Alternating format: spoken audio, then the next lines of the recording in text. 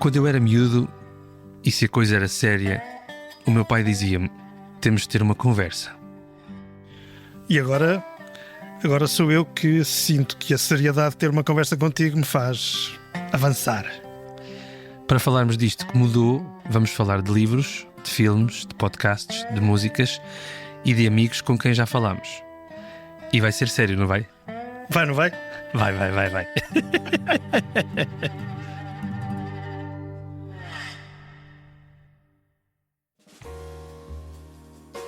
Olá, eu sou o José Manuel Pureza, tenho 65 anos, sou o pai de Manel. Olá, eu sou o Manel, tenho 40 anos e sou filho do meu pai. Claro, com certeza. Manel, temos que ter uma conversa muito séria porque eu tenho uma grande preocupação e essa grande preocupação é que para a tua geração, coisas que a minha geração considerou como básicas, como essenciais, estou a pensar em horário de trabalho, estou a pensar em férias remuneradas, estou a pensar em noção de uma carreira, estou a pensar em trabalhar na área para a qual nos formamos. Tudo isto eu acho que na tua geração é visto como uma memória do passado. Uma espécie de referências de um tempo que já lá vai e que não vai voltar.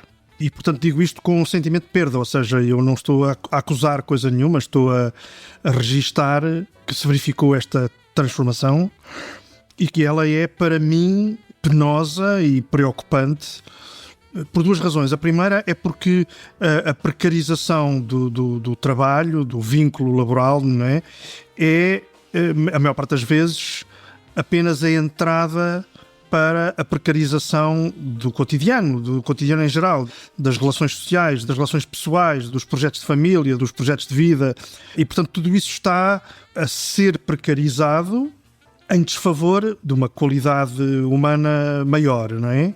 Ou seja, é um bocadinho a ideia de que, não é a ideia, é a prática, de que o relacionamento com o tempo, com os outros, passou a ser dominado pela lógica do efêmero. E, portanto, isso pode ser profundamente penalizador do ponto de vista social, do ponto de vista psicológico, do ponto de vista afetivo, e em alguns casos não é, pois já lá vamos. E a segunda coisa que me preocupa muito nisto, portanto, estamos a falar de trabalho e estamos a falar de mudança da cultura do trabalho, digamos assim, da minha geração para a tua, é que eu acho que, digamos, a máquina de produzir pensamento, de produzir senso comum, conseguiu convencer as pessoas, designadamente na tua geração, mais do que na minha, de que tinha que ser assim e que se deviam sentir privilegiados por ter isto, porque a alternativa era ser pior, não é? Pronto. Pois, eu acho que tendo a concordar contigo, mas sinto que há duas maneiras, ou talvez mais, maneiras de olhar para isto.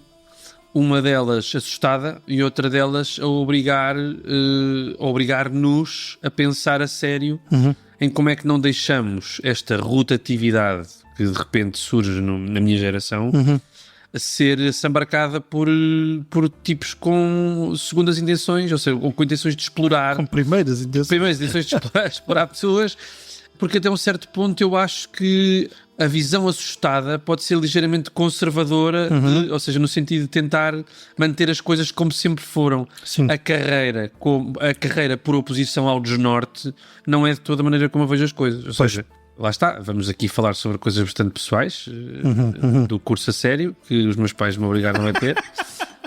Os meus pais queriam que eu tivesse um curso a sério.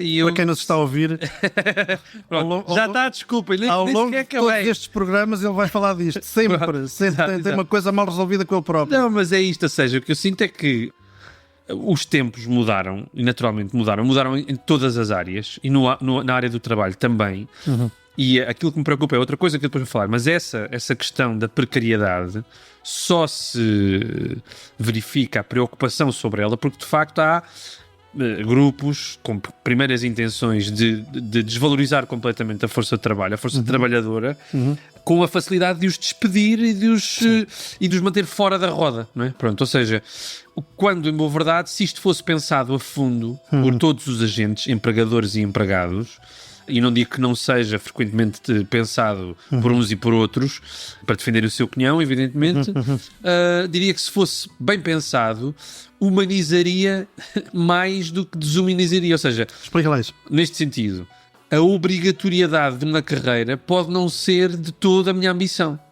Ou seja, eu posso querer mudar de vida várias vezes até aos meus... até ao fim da minha idade ativa. Pronto. E, em boa verdade, o conceito da tua geração é que, o meu filho vai para médico. Pronto. E enquanto ele não fosse um médico de 70 anos próximo de jubilar, seria um caso falhado numa família, não é? Ou seja, digo eu, estou a exagerar, estou a extremar. E, em boa verdade, o que a minha geração vem aprender, à força das mudanças naturais que aconteceram um bocado por todas as áreas da vida cotidiana, foi que eu não tenho a certeza se quero ser médico até ao fim da vida. Se calhar apetece-me aqui dedicar-me a ser... Agora uma coisa e amanhã outra. Pronto. E essa rotatividade poderia ser bem aceite se não fosse sinónimo de uma desregulação total. Pronto. E é nesse sentido. Ou seja, uma vez mais, eu acho que estamos a lidar aqui com um problema nas nossas conversas e o problema é o conceito de geração. Porque, claro, no conceito de geração cabem muitas coisas e coisas muito diferentes. Vê bem, eu olho para a tua geração, digamos assim, para a malta que tem a tua idade, a malta dos 40, não é? Dos 35, 42, 43, não é? Sim. E o que eu vejo são experiências evidentemente diferentes, ou seja, gente como tu, por exemplo, para quem esta rotatividade, para quem esta diferenciação, para quem esta, como é que eu ia dizer, diversidade de momentos, não é? Sim. Ou seja, uma geração que olha para o trabalho e vê projetos. E, portanto, projetos, agora é um, amanhã é outro, e, portanto, a precariedade, tal como eu a estava a enunciar no início da nossa conversa, é uma espécie de condição natural. As coisas são assim, porque quem realiza cinema não tem uma carreira no sentido de, de uma coisa burocrática, administrativa, funcionalizada. Não, vai de projeto em projeto e vai tentando crescer, vai tentando ganhar maturidade, vai tentando render mais e ser melhor, etc, etc. Pronto.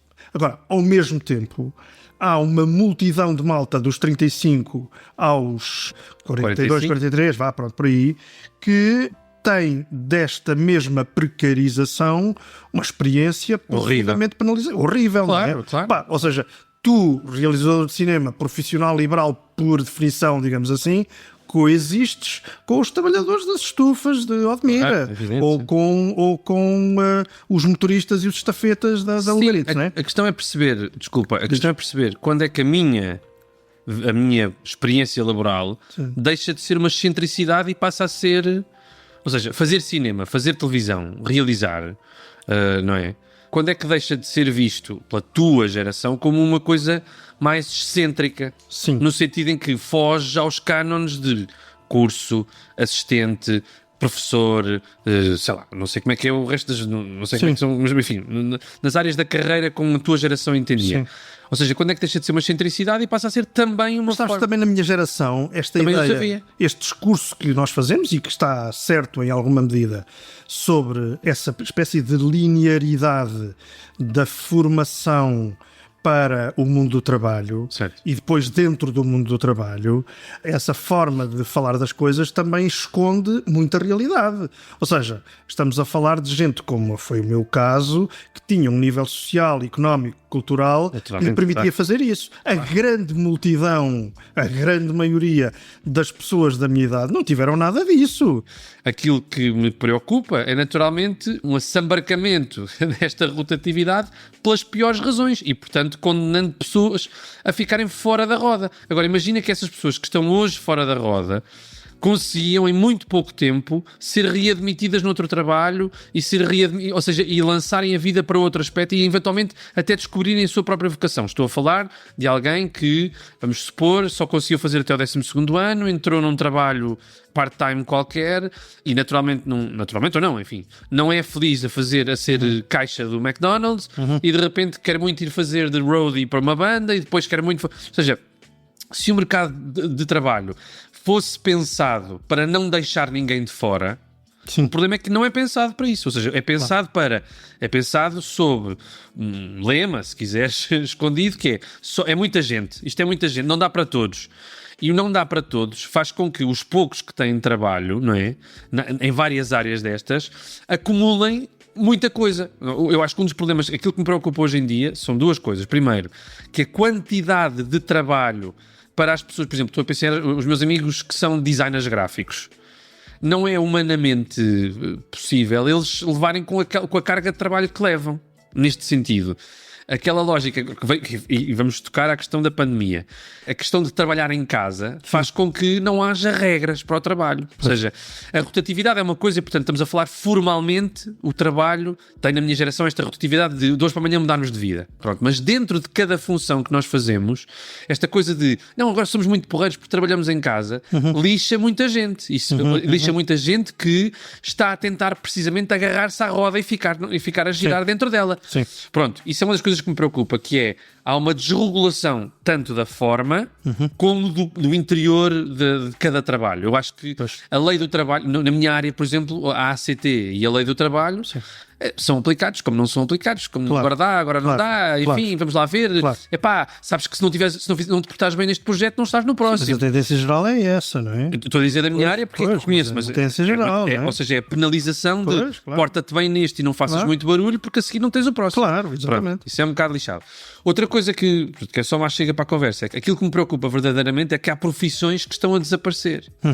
E essas profissões que estão a desaparecer desaparecem na minha geração. Eu não tenho nenhum amigo que tenha uma profissão de produção manual, ou seja, não tenho nenhum operário, não é? Não tenho ninguém que trabalhe numa fábrica, não conheço ninguém, e porque parece que essas profissões deixaram de ser uma realidade, ou seja, quem não vingava na tua geração era operário, ou quem não vingava, no sentido académico da coisa, tinha trabalho manual, pronto, e portanto era uma condenação.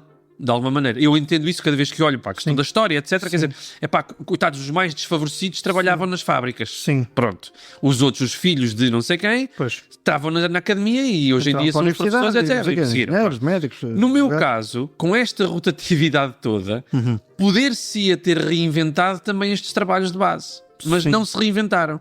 Eu acho que a minha geração vive naquela ilusão, acho eu, que é, vêm lá os robôs e, portanto, essas profissões não vão ser precisas. E a verdade é que eu sinto isso com os meus filhos e sinto isso na educação para o trabalho, que isso não é assim tão valorizado ou apontado como caminho. É verdade que a maquinização da produção primária e, portanto, do setor secundário, digamos aquilo que era o setor secundário, a maquinização fez com que o volume de mão de obra reduzisse significativamente. Claro.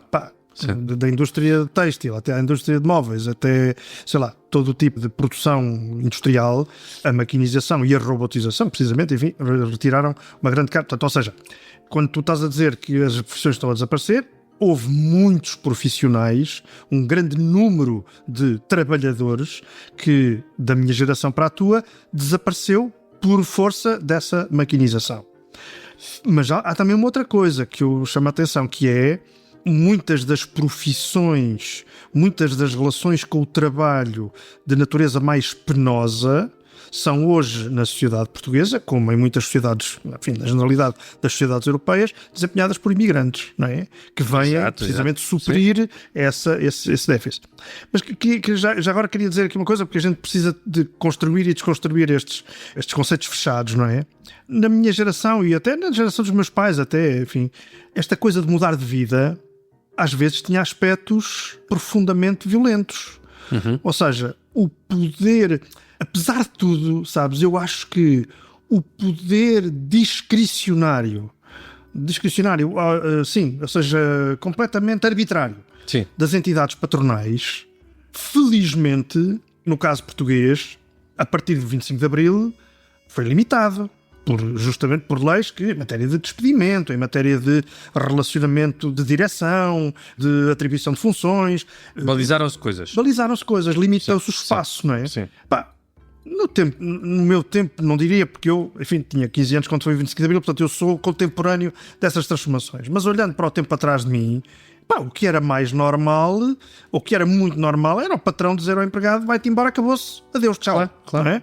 Sem mais. Mas essa herança faz com que hoje pessoas da minha geração que estejam a trabalhar há anos para a mesma empresa, quando saem, Pois, achem que não têm direito a nada. claro. Eu acho que isso é uma herança que as nossas duas gerações têm, Exatamente, que é exatamente. 50 anos de ditadura, Isso. de absoluta desregulação, fazem com que nós, trabalhadores, achemos que não temos direitos. Pois. Ou seja, Pois. isso é uma questão muito importante. Eu acho que a minha geração ainda menos sabe dos direitos que tem Sim. em termos de trabalho. Sim.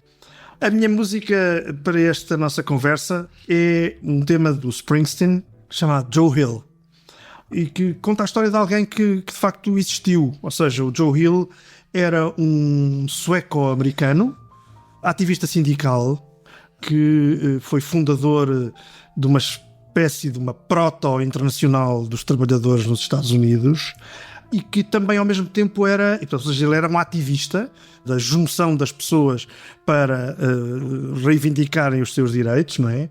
E ao mesmo tempo era compositor e era cartunista nos primeiros anos do século XX, não é? E foi condenado por homicídio e foi executado em 1915. E, digamos, isso de alguma maneira criou-se no mundo laboral sindical norte-americano a convicção de que tudo não tinha passado de uma vingança do poder patronal contra um ativista sindical, não é? Pronto.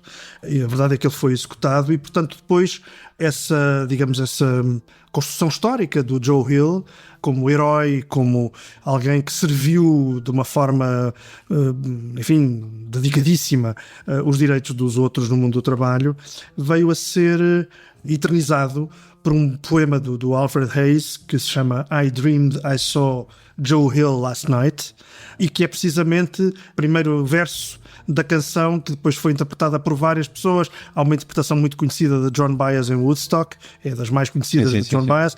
Há uma do Billy Bragg, cantor, enfim, ativista, etc. E a do Bruce Springsteen, que foi interpretada, enfim, tanto quanto eu pude pesquisar, pela primeira vez na Festa do Trabalhador, portanto, no 1º de maio de 2014, tem uma força, enfim, única, e, portanto, de todas estas interpretações, todas estas versões, eu prefiro a do Springsteen, e é essa que vamos ouvir.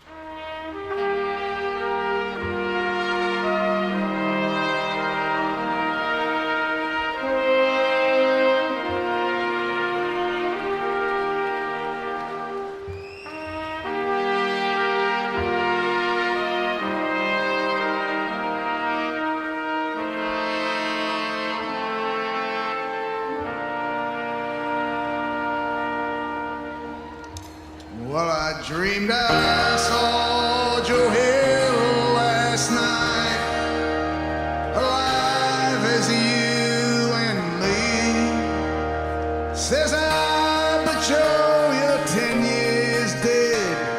I never died, says he. I never died, says he. In Salt Lake, Joe, by God, says I, am standing by my bed. They framed you on a murder charge, says Joe, but I ain't dead. Says Joe, but I ain't dead. Nas últimas décadas, pai, desde os anos 90, vá. Portanto, a meio caminho entre a minha geração e a tua, não é? Quando a tua começa a ser uma geração ativa, digamos assim. Houve, por toda a parte, e em Portugal também, um impacto muito grande digamos, de uma maneira de pensar, de uma maneira de regular ou de desregular a sociedade, a economia, etc., que teve um legado que está aí. E esse legado é precisamente o de olhar para os direitos do trabalho e para o direito do trabalho como uma espécie de luxo e como uma espécie de trincheira antipática para o desenvolvimento económico. E eu acho que isso tem mais força do que uma ideologia barata, porque, na verdade, é algo que entrou profundamente na maneira comum de pensar a vida, de pensar a dimensão profissional da vida. Claro. Ou seja, na verdade, a generalidade das pessoas, sobretudo as mais jovens, porque já entraram no mercado de trabalho com esse tipo de perspectiva, a maior parte destas pessoas não tem conhecimento, não quer ter conhecimento, tem até receio de ter conhecimento daquilo que são atributos legais, que são direitos que a lei estabelece. Precisamente porque, digamos, no mundo do trabalho, seguramente mais do que em outras áreas, reivindicar direitos tornou-se uma coisa mal vista para o olhar dominante sobre as coisas, não é? E fonte de receio para quem utiliza isso. Mas, na verdade, sempre foi assim, quer dizer, ou seja, o receio do confronto, o receio de reivindicar direitos no mundo do trabalho, provocando confronto com quem tem poder, isso é uma permanência da história, não é? Quer dizer, os tipógrafos que fizeram a greve em Chicago e que deram origem à comemoração do 1º de Maio por terem sido mortos de maneira, enfim, selvagem, é essa história, é a história de assumir o confronto pela reivindicação dos direitos. Mas, portanto, eu acho que temos aqui, apesar de tudo, eu acho que há uma diferença entre as nossas gerações, com tudo que de diverso há dentro de cada uma das gerações, e essa diferença é a de, digamos assim, haver uma preponderância grande na minha geração de uma estabilidade no vínculo laboral, dessa estabilidade poder ser interrompida por vontade do próprio, mas a generalidade das pessoas olhava para o trabalho como uma fonte de estabilidade na vida, certo, e como uma dimensão estável ela própria da vida, e eu acho que isso se esburgoou de uma maneira muito violenta, cultural até, não é? Ou seja, não é esburgoar por acaso, não, é porque foi mesmo uma cultura que foi instalada no sentido de essa ideia de estabilidade desaparecer. Aquela ideia, basicamente, de que empregos para a vida desapareceram. Esta frase lapidar do neoliberalismo, empregos para a vida deixou de haver. Deixou de haver porque se quis que deixasse de haver e, digamos, isso é sobretudo uma mensagem para nem pensem em ter uma relação estável com a vossa dimensão profissional. Isso não vai acontecer, vão andar aos saltos e vão sempre andar aos saltos ao sabor, como tu dizias e bem, do sítio onde reivindiquem menos, tenham salário mais baixo, tenham menos direitos, porque isso rende mais. Transformou-se. Os buruar, eu acho que os buruar já vem com uma conotação da tua geração. Eu acho que se transformou. Acho que muitas vezes se transformou para pior, mas as pessoas que tu falavas, as desfavorecidas ou aquelas que não conseguiram, sim, essas também as havia na tua geração. Claro, com menos voz. Absolutamente, tens toda a razão. Exatamente. Naturalmente até com menos capacidade de reivindicação do que agora. Isso. Mas há outro aspecto que eu acho que é importante, é que quantos líderes sindicais das diversas áreas é que tu conheces? Quantos é que são verdadeiramente ouvidos em ambiente não de reivindicação, mas de diálogo, de negociação? Relação cotidiana. Zero. Conhecidos neste sentido, a minha geração, porque se demite de participar, na minha área, por exemplo, há um sindicato, que é o SENA, não é? Há um sindicato. E a maior parte dos meus colegas queixam-se do sindicato. O sindicato, mas nunca lá foram. Pois. Portanto, não participam. Pois. Não participando, também me parece um bocado desonesto, ou parece-me um pouco honesto, que se queixem do sindicato no qual não participam, não é? Portanto, a desregulação parte acho eu, de um sistema aperfeiçoado neoliberal que faz com que as pessoas, os próprios trabalhadores, condenem a sua própria condição. Claro. Pronto, e portanto... Claro. Essa é a armadilha é precisamente essa. E portanto eu acho que o pior não é não haver empregos para a vida, estás a ver? O pior é os trabalhadores se terem transformado nos seus piores inimigos. Terem estás a perceber? Portanto, a questão é assim, o emprego para a vida, para mim, que tenho 40 anos, é muito mais um grelhão do que é uma hipótese, estás a ver? Pronto, ou seja... Infelizmente, a minha carreira... Eu tenho uma carreira, não é? Tenho uma carreira que passou por várias fases, assumi várias funções até chegar a realizador e agora ter a minha produtora, não é? Mas a minha carreira foi assente precisamente na hipótese. Muito mais do que a condenação de, não tenho trabalho. Agora que não tenho trabalho, o que é que eu quero fazer? Agora que estou farto deste trabalho, quando fiz ficção de televisão, houve um dia em que eu percebi que nunca mais queria fazer aquilo na minha vida. E eu podia ter continuado a carreira ali. Ou seja, hoje continuaria a ser realizador de telenovelas, tinha uma carreira estável, tinha a casa paga, percebes? Isso era uma condenação. Eu disse, não quero mais fazer isto, vou encenar uma peça. Vou concorrer e vou ensinar uma peça. E, portanto, foi num período de pausa a que eu me permiti, porque podia, porque tinha trabalhado para isso. Esse é que é o ponto. Claro, evidente. A questão é essa. A questão é, a mim o que mais me preocupa não é de todo deixar de haver empregos para a vida. É as pessoas terem sido transformadas e o sistema ter funcionado na perfeição para meter medo às pessoas. Estás a ver? Medo às pessoas. Sim. Olha para a tua geração e para a geração mais nova do que a tua e vê o que é que significa não ter estabilidade. É pura e simplesmente andar aos saltos, não por vontade própria, mas por imposição. Com certeza. Ou seja, tu estás durante X tempo, tens uma bolsa, que é um falso, ou uma outra qualquer forma de falso recibo verde, saltas da bolsa para o estágio, vais do estágio para um contrato de programa, não sei o quê, e portanto andas sempre a saltitar, sem nenhuma perspectiva de vida, ou seja, não tens nenhuma perspectiva de futuro, tens a perspectiva da pilotagem à vista. Certo. E portanto, a grande maioria das pessoas que estão à nossa volta, não é? Sobretudo na tua geração e geração mais nova, tem da rotatividade, tem da falta de estabilidade, não é?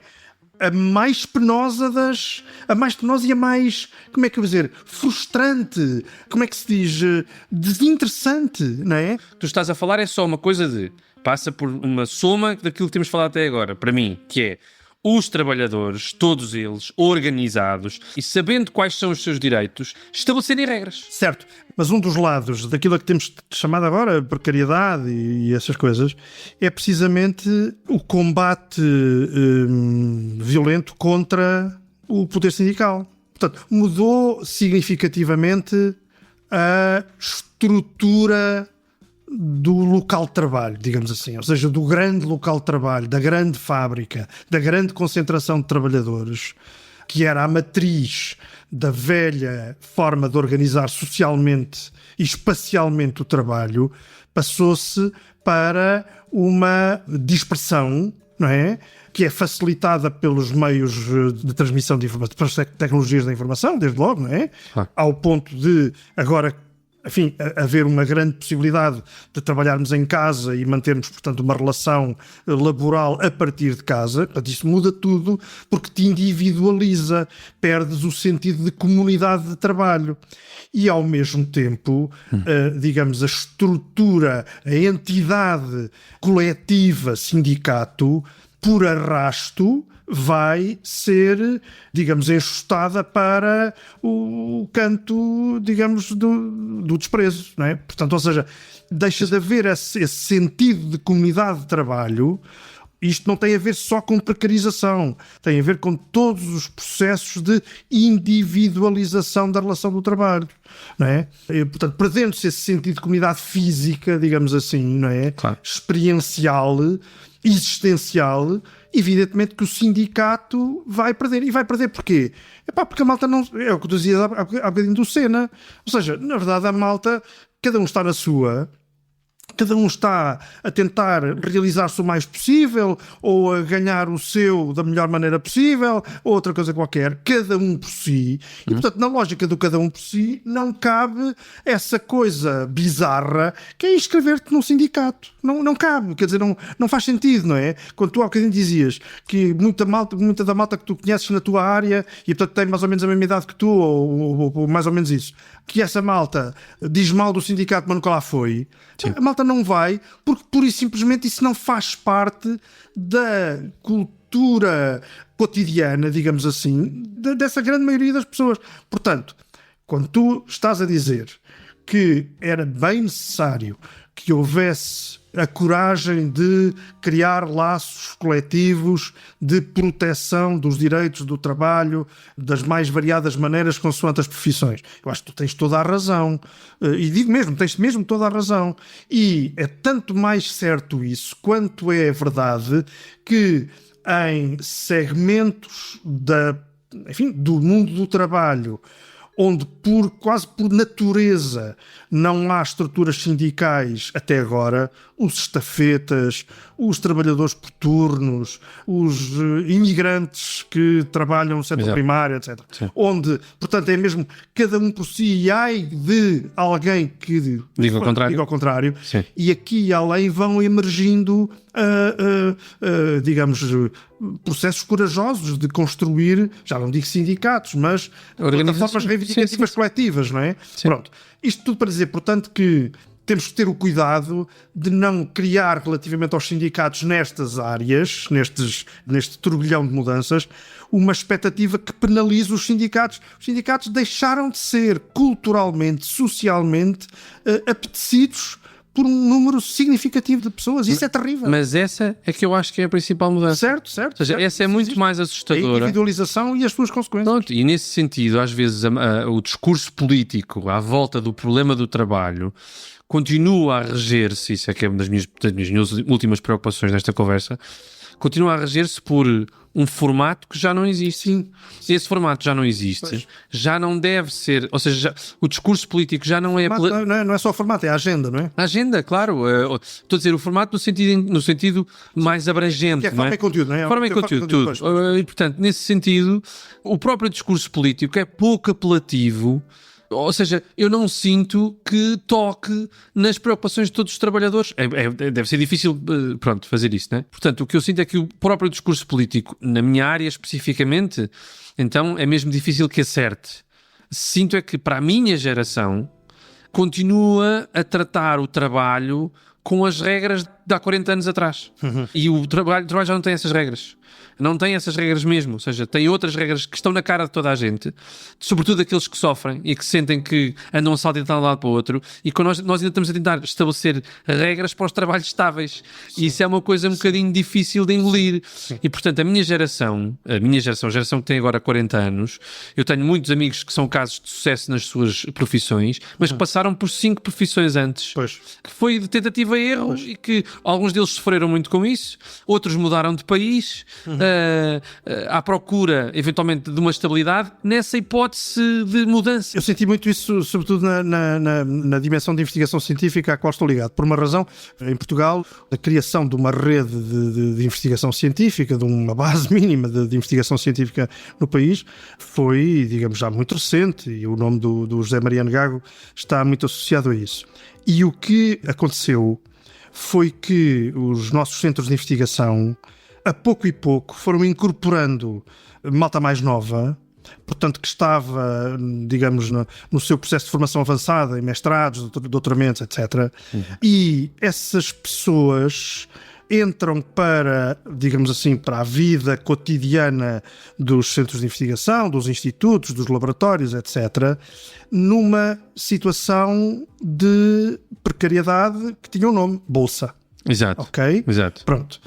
Eu devo dizer que a minha relação com isso foi uma relação de aprendizagem. Ou seja, eu vinha de um mundo laboral, o meu, professor universitário, que era das tais situações de emprego para a vida se eu quisesse, claro, e com uma carreira excepcional, marcada por provas públicas sucessivas, etc. Mas, portanto, havia uma relação uma cultura de estabilidade assumida, estabilidade progressiva, digamos assim, estabilidade com progressão, digamos assim. E, na verdade, o choque que eu fui ganhando, porque não é um choque que eu tenho assim num dia, não é uma espécie de clique, não é? Claro, ou seja, sim, eu fui aprendendo a perceber que a situação daquela malta mais nova, e eu sei o nome dessas pessoas que em primeiro lugar protagonizaram na minha vida essa experiência, foi, portanto, de aprendizagem de que essas pessoas estavam ali numa condição muitíssimo mais frágil, claro, do que aquela que eu tinha. E a aprendizagem coletiva dos institutos, dos laboratórios, dos centros de investigação, do governo, ou seja, dos reguladores disto, foi uma aprendizagem muito lenta. Ou seja... Continua a ser lenta. E continua a ser lenta, claro, efetivamente. Ou seja, nós facilmente reproduzimos o discurso de que para aquelas pessoas, o estudante de doutoramento, o estudante mais tarde, bastante mais tarde, o estudante de pós-doutoramento, não sei o quê, que para essas pessoas aquilo é um privilégio. Ora, não é privilégio nenhum. Não é privilégio nenhum. É uma ocupação do tempo que é formativa, certamente, que enriquece as pessoas se elas encontrarem um ambiente de trabalho bom, certamente, mas calma lá. É trabalho. É trabalho. Claro, É trabalho. E primeiro que esta coisa de que isto é trabalho entrasse ou entre na cabeça das instituições é lixado. É equiparável à excentricidade de fazer um filme. Faz lá aí um sketch, filma lá aí uma coisa. Não, isto é o meu trabalho. Pois, claro. Não vou aí filmar uma coisa. Pá, tenho um amigo meu que é razão. Anda cá a filmar a minha avó a fazer pudins. Não vou, porque isso é o meu trabalho. Ou seja, vou numa lógica de brincadeira quando poderia isso fosse treinar. Mas é trabalho. Pronto, a questão é essa. No trabalho, efetivamente, como é que tu te sentes? Isso também houve muitas mudanças da tua geração para a minha. Ou seja, eu pessoalmente, neste momento não tenho um chefe a quem responder. És tu? Sou eu próprio. E a minha carreira sempre foi um bocado... É incrível. E, portanto... O teu chefe é um fascínio. É um fascínio. Não, a minha chefe não posso dizer isso. Não, mas é isso, ou seja, essas foram as coisas que foram mudando de facto, ou seja, eu sinto muito isso, que as regras do trabalho mudaram, acho que se transformaram, mais do que ficaram condenaram muita gente, porque houve muita gente a aproveitar-se disso, sem dúvida, e isso é uma das coisas que eu mais sinto, é que é importante devolver ao trabalho a organização em comunidade. Isso é que estavas a dizer, eu acho que é daquelas coisas que me fica mais nesta conversa, que é de facto isso que eu sinto falta, que é, quando tu vais trabalhar para um sítio, sentires que pertences não só à equipa, mas à função. Eu sou tipógrafo. E, portanto, trago comigo o legado dos tipógrafos. Essa coisa do legado perdeu-se, porque eu tenho de render agora mais do que eles rendiam. Eles eram todos muito maus, estás a ver? Exatamente. Pronto, e sinto que é uma coisa que não... Claro. Os realizadores. Na verdade, isso tem muito a ver com a própria dimensão formativa para e no trabalho. Claro. Ou seja, a velha lógica, muito velha mesmo, de tu te formares olhando e aprendendo com os mais velhos, que no teu trabalho te ensinavam. Tu fizeste isso com o Zé Fonseca e Costa. Eu fiz isso com o professor com quem comecei por trabalhar, que se chamava Jorge Campinos, e, portanto, essa formação a partir da aprendizagem com os mais velhos, ela foi sendo substituída de uma maneira selvagem por uma autorresponsabilização pela tua formação, de tal maneira que tu vais-te multiplicar, de trabalhador mais novo do nosso tempo, vais-te multiplicando em ações de formação, em cursos,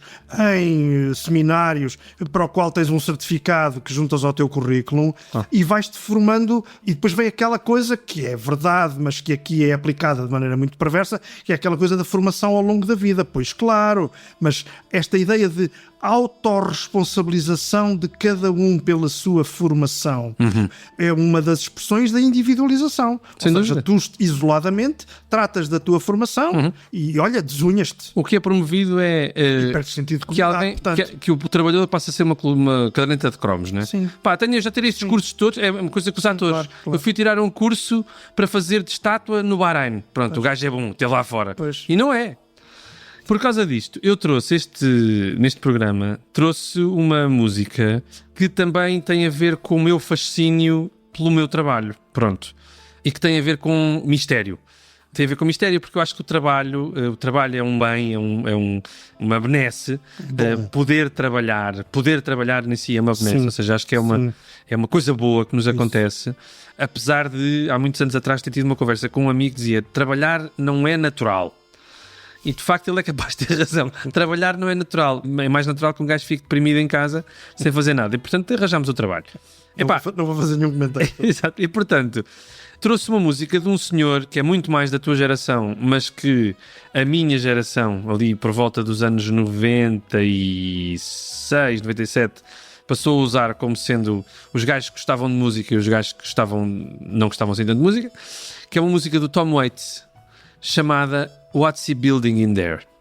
Que é uma música que não é bem uma música, que é uma espécie de história que ele conta do ponto de vista do gajo que está a observar alguém a fazer qualquer coisa dentro de um casebre e ouvem-se uns barulhos e ele diz, What's he building in there?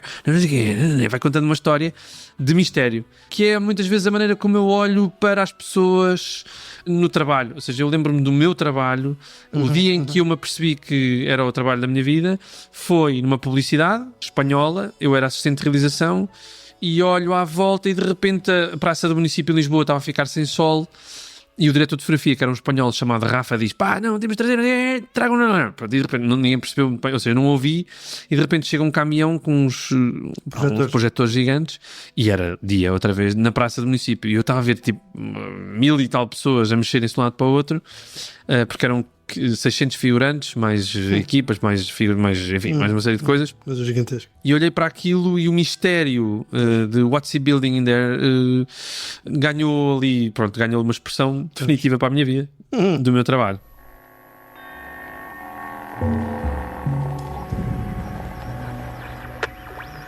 What's he building in there?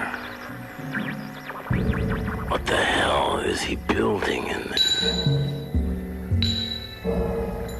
He has subscriptions to those magazines. He never waves when he goes by. He's hiding something from the rest of us. He's all to himself.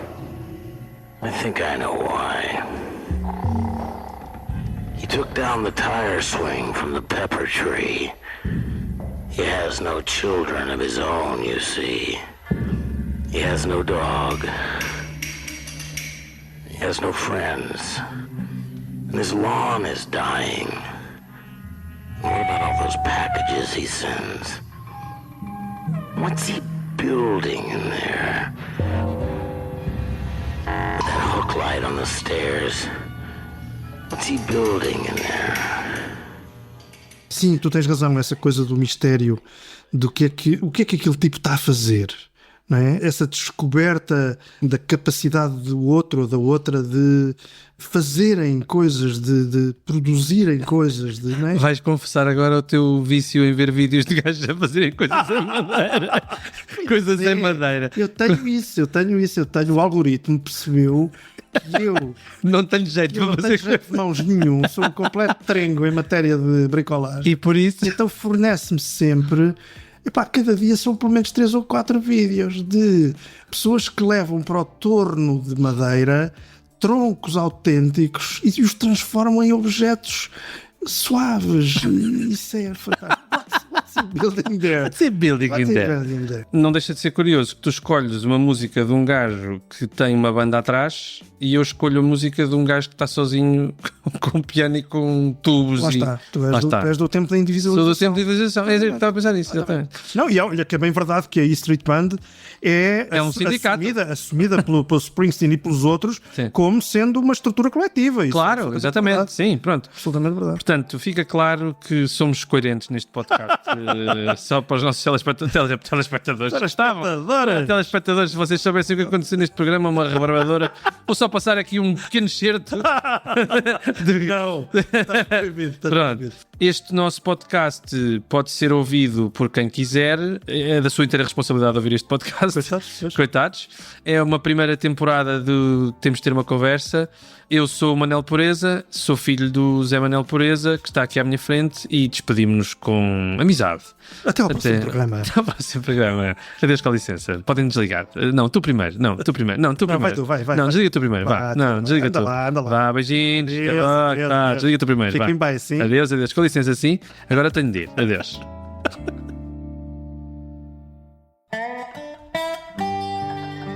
Temos que Ter uma Conversa é um podcast realizado com enorme gozo por Manuel Pureza e por José Manuel Pureza. A pós-produção de áudio está a cargo da equipa da Billy Boom Sound Design. E em cada 8 dias há uma nova conversa que vai para a plataforma de podcasts do público. e à qual vocês podem aceder para ouvirem estas conversas muitíssimo enriquecedoras. Mesmo incríveis.